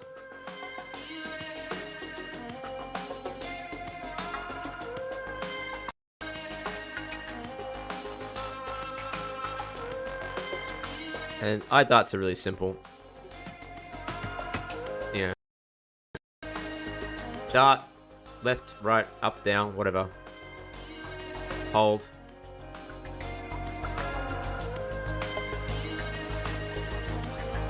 Oh, thank you very much. Pleasure. Do you have an expected time this project will complete? So, animation goal, finished by the 1st of October-ish. Editing and music, October. Polish, November. Publish, December. That's the plan.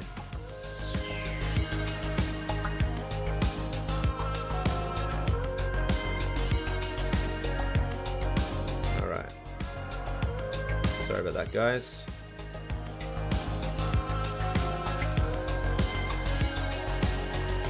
That's a stupid thing. Sorry about the spam.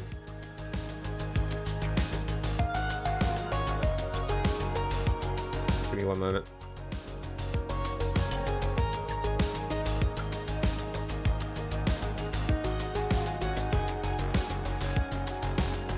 Stupid Streamlabs won't let me delete them. Let's see.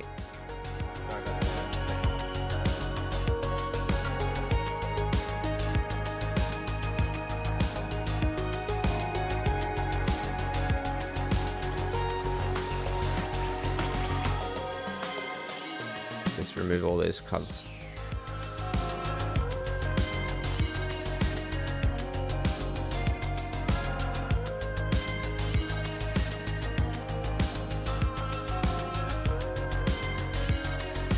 Alright, cool.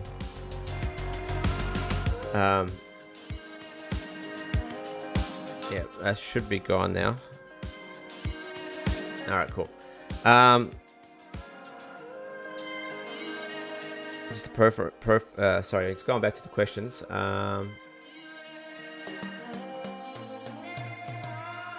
Sorry, just going back to the questions here. Yep, sorted. They should be gone now. Oh really? Oh yes, yeah, because it's just it's just rehashing the music that I have. Yeah, it's all YouTube licensed stuff. So yeah, thank you for everyone for reporting that, by the way.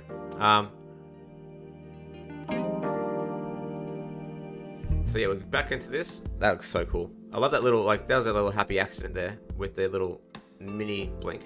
Love it. So yeah, going ahead, you can see just how much difference that little eye dart does now. So what we're going to do is add a little bit of eye dart back. So another hold and then like another.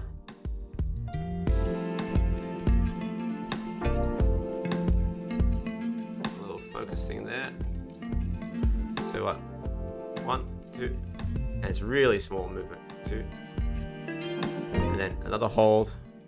And then as she looks down,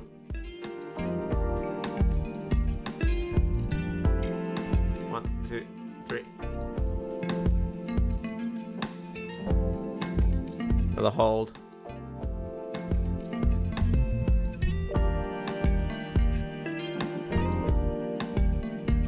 I don't. That's my answer. How do I deal with the hair clipping through the mesh? I don't bother. The reason being is that it's subdivided when it's rendering, and secondly, it's so dark in the scene that you won't even see it. So, if I show you what I mean, let's go back a few steps. So if you look at this shot here, where are we? There we go. You can see how, oh, jeez. So you can see here when the scene is dark, rendered, you don't see the clipping because it's just so dark. So don't bother. So that's where that's where things are going there. That's why I don't bother. So yeah. That's another reason why I'm going down this route, is because with the stylization, you can be a lot more forgiving with, you know, errors in your mesh and stuff like that. And I think that's another thing that I'll come to terms with in the next episode as well, when I get around to doing it.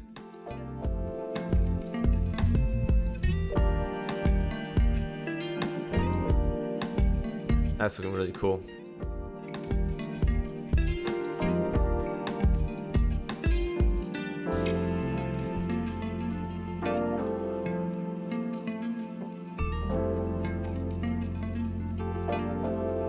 Alright, let's get those eyes looking directly at the piece.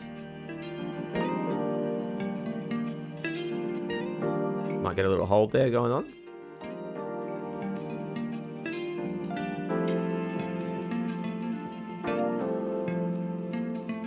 And just as she's blinking, she'll kind of sort of snap herself out a little bit.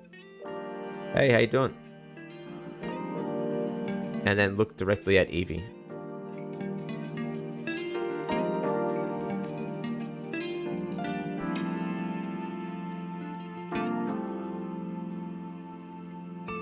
Yeah, sick.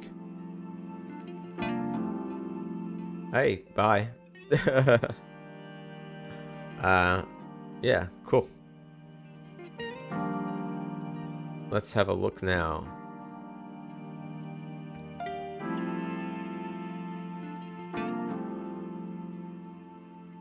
That looks mad. Now the only thing I need to do now is just focus those eyes a little bit more.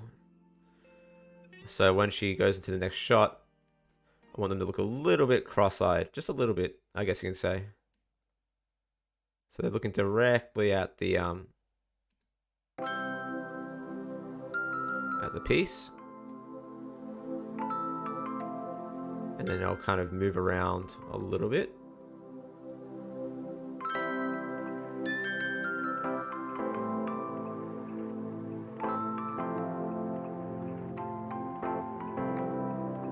So trying to get those eye lines working to my advantage. There we go. I think that looks okay. We'll have to see how it looks when it's rendered though. Copy that.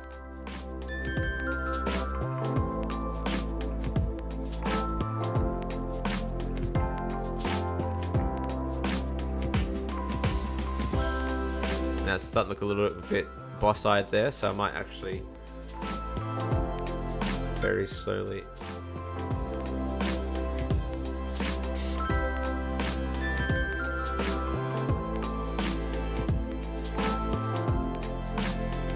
make sure that those... Oh, ask away. Ask whatever you want. So I'm using a MacBook M1 Pro 16. So not the Max chip, but I'm using the Pro chip. I wish I could have gotten the fucking Max chip, but they didn't have it in stock for a long time.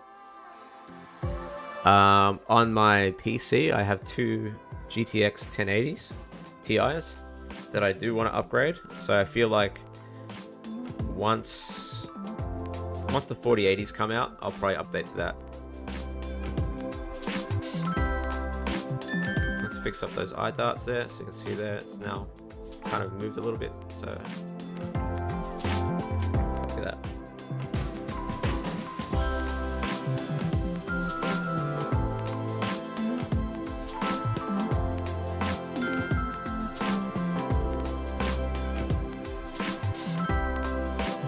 There you go.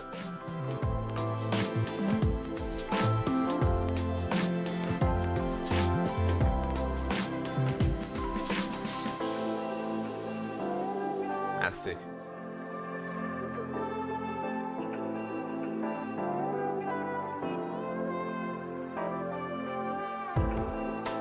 So here, let's get those eyes up there like that. There we go, cool.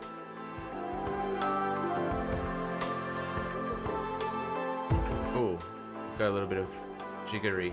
That looks a little bit too... because their eyes are moving there as well. So let's have a look. I might copy this keyframe here. Maybe not. Let's see. Ah, yeah, I got an idea. Copy this.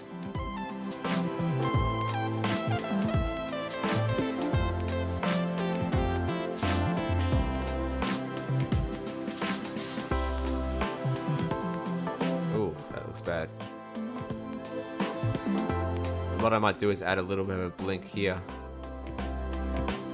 to cover up that movement in her eye.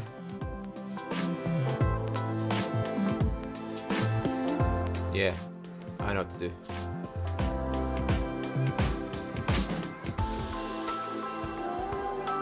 So you can see that even in this area, you can see the linearization of her eye happening.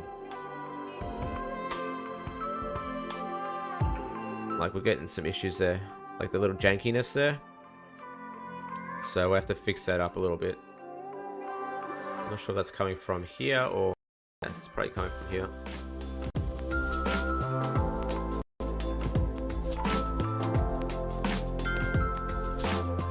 Let's see. At the start of that shot, I feel like the eyes are in the wrong spot anyway, so just trying to make sure that it's looking pretty clean. Let's copy that and just remove that keyframe.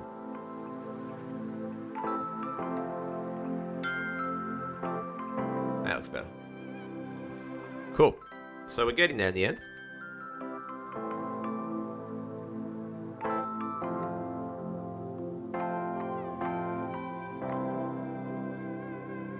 Awesome. I heard the other day that you mentioned you recommend an RMIT course for animation. Would you say it's better than teaching yourself through tutorials? I'm going to make a big video about this over the summer, I think. Basically, it's a trade-off. So I would say try and find out more information about the course. It changes every year, especially with the teachers. But the biggest thing to be, I guess, aware of is that it's more than just learning the content. So I think the biggest problem with a lot of tutorials out there, unless you have, I guess, you're getting content from professionals and you're paying the money for it, that you are prone to be learning the wrong content. Very prone to be learning the wrong way of doing things, I guess you can say. And then, you know, you could say that there's a right way, there's no wrong way of doing things in 3D world, but in a production sense, there definitely is a wrong way of doing things, or an inefficient way of doing things. And a lot of tutorials out there are really, really inefficient. Even paid content, the methods that you learn can be really out there. So what the nice thing about a university course, or just a short course in general, even if it's not university level, it's just a short course that you're getting a mentorship from, is that you're getting direct, real world interactions with these professionals. That's the big thing. And it also just improves your social skills, because if you're in your room after high school doing this all the time, 100% on your own with no other interaction, it's not good. It's shit, actually. And when you get into the workforce, you suddenly have no way of like really communicating clearly and stuff like that. That's my opinion, at least. So there are merits to doing a university course, for sure. As for whether you can afford it is another question. Though I think that the RMIT course is actually still not that bad in terms of price. Like for a HEX supported course, it's actually pretty affordable. Ish, relatively speaking. Compared to like the private schools or the private colleges, it's a lot cheaper. Alright, cool. 1, 2, 3, 4. So the only thing I'm trying to fix now is just making sure the eyes are looking clean. Alright, cool. I might move her eye down a little bit down here. That looks, yeah, better already.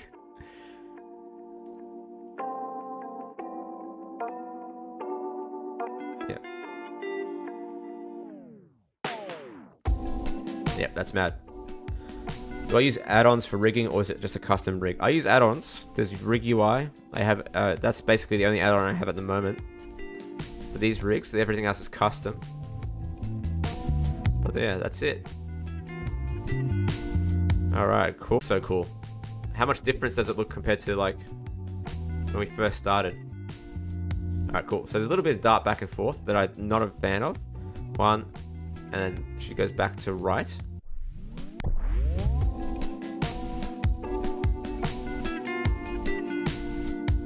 Oh, no worries. Yeah, but the best thing you can do is just check out just check out the resources they have on the coursework, and go check out the campus, check out the sort of outcomes that students have had. I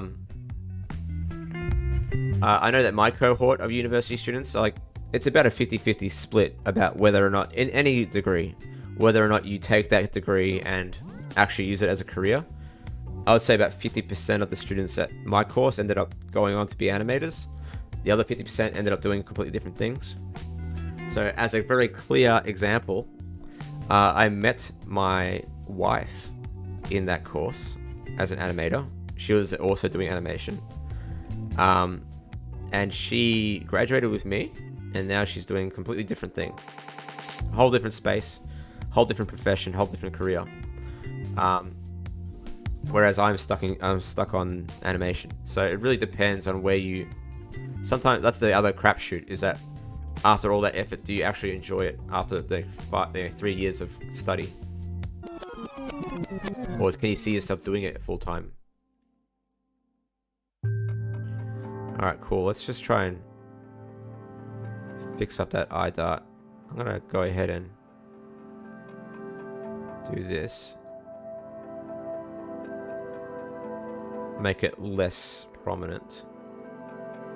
Oh, I see what's going on here. 1, 2. 1, 2. Yeah, that's cool. Like that one. 1, 2. And that can go up a little bit.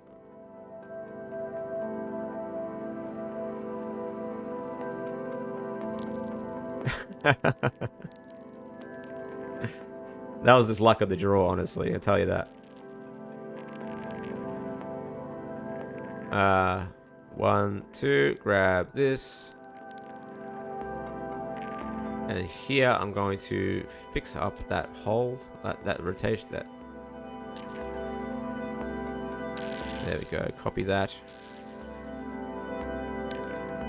Move it this way. What? That's better. That's better. That was a few stray keyframes. That's the problem.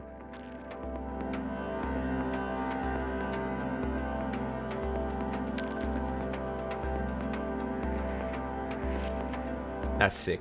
Love it. Alright, cool. So last thing to do is just the eyebrows.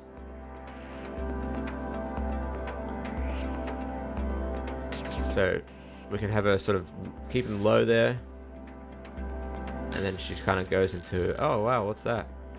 Eyes raised. Interest peaked. When she blinks, we can kind of get that back down a little bit.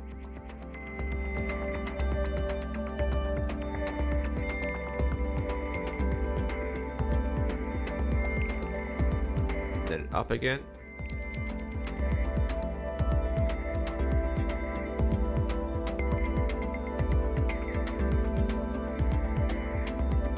Cool.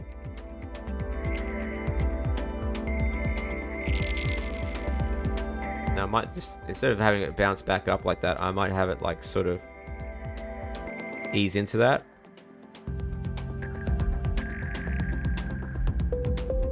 Let's see how we go. That's better. So we're getting that going on there. Looking pretty cool.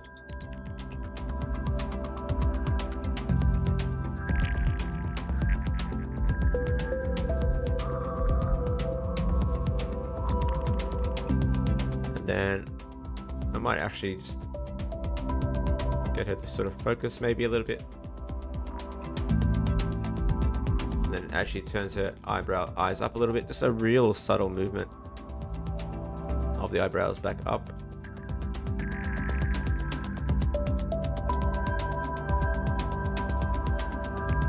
And then when she blinks, down, and up again. Oops, shit, too far. Made a mistake. Up.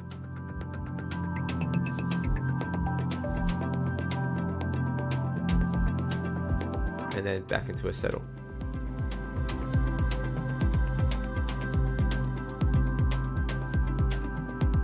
Then maybe a little bit down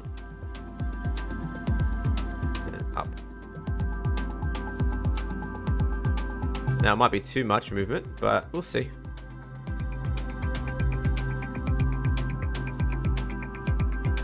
Nah, that's cool. I like that.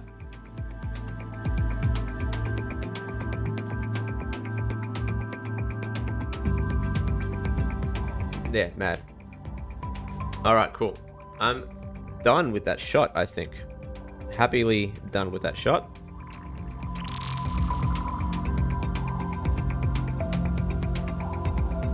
What do you guys think? What do you guys reckon of the animation? How much the progress we've made this morning? What do you think? Think we're doing all right?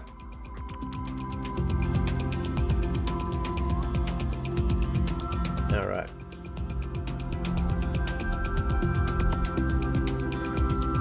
So the last thing I might do is just refine the fingers a little bit in Evie's rig.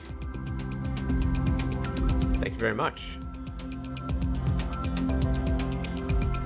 It's also worth noting, like, if you look at the shot here, how it's framed there, and then how she's actually positioned there, you can see just how much, like, shortcuts I'm putting into the posing, like, just to get it in frame.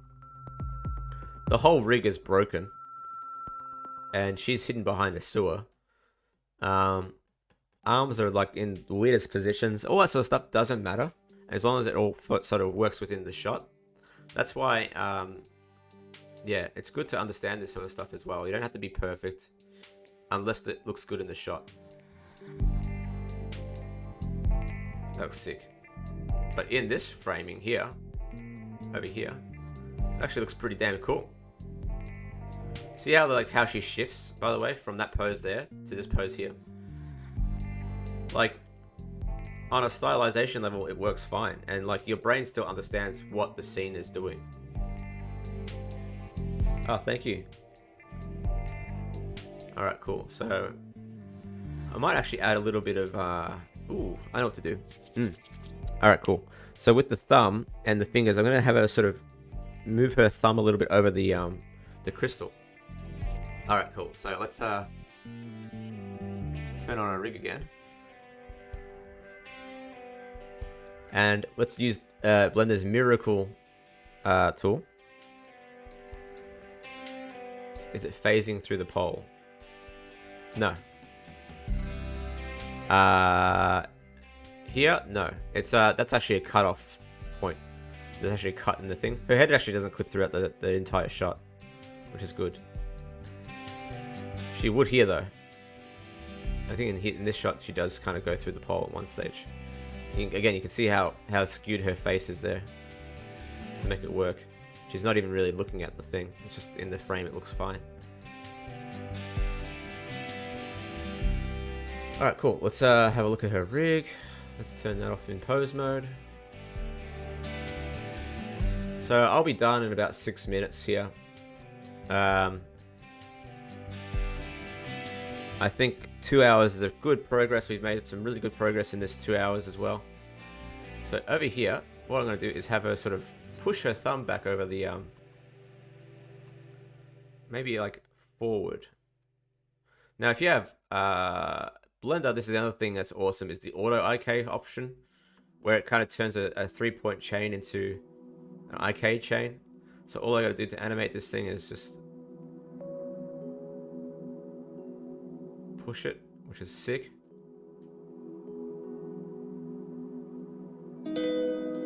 Yeah, that's mad. I like that. That's cool. Copy that. Paste that.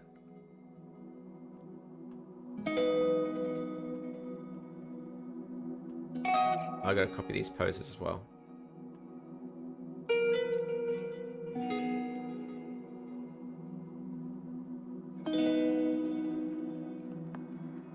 Then grab these.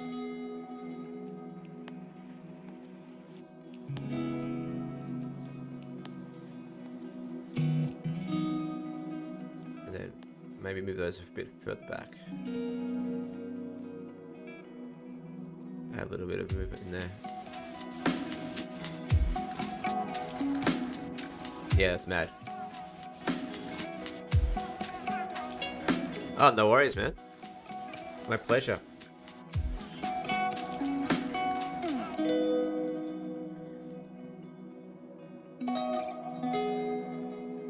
Alright, cool. Let's save that. Copy this pose. Yeah, that's sick.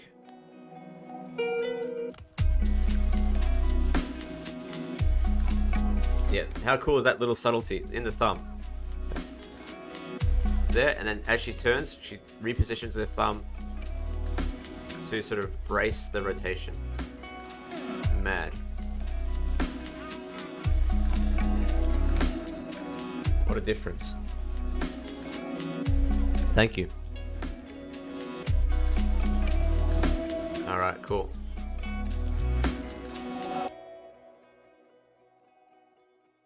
Now, with the this bit here, I'm just going to sort of get her to clench her hand a little bit more as she just sort of grasps it a little bit stronger.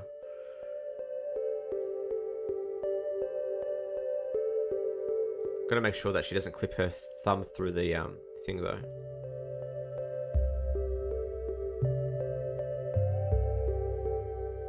There we go. You can barely tell the difference there, but I think it adds a little bit of something. Now you can see here, even the posing of the hand isn't perfect because my hand rig isn't great either. Like her pink, the third knuckle is really short.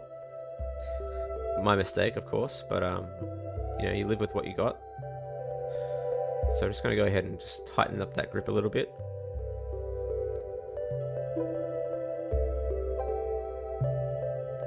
Oh, thank you. Yeah, it really does make a difference.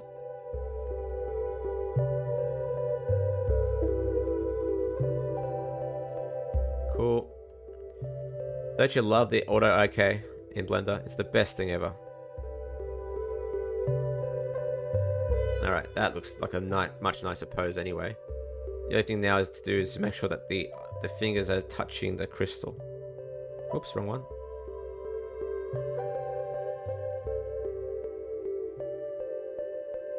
There we go, that looks better. Yeah, that looks way better. Holy shit.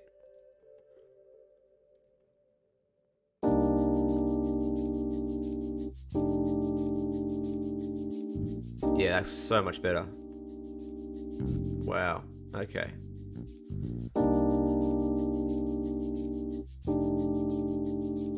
Alright, I might actually just grab those poses and just push them all the way back because I'm happy with that. Yeah, I upgraded to 3.3 yesterday. I haven't had a chance to check out all the new features or anything like that because I'm just... Again, a lot of these new features are great, but ultimately, unless you have a very specific use case for them, you're generally not going to be using them that much. That's the thing about as they add these crazy new features all the time, it's really hard to catch up as well.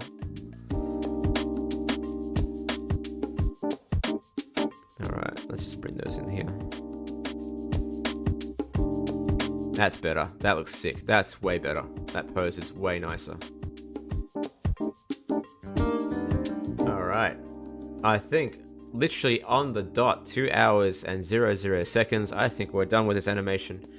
I am going to wrap this up for now. I'm going to render this shot out and we'll see if I can come back on later on. But I am very happy with that.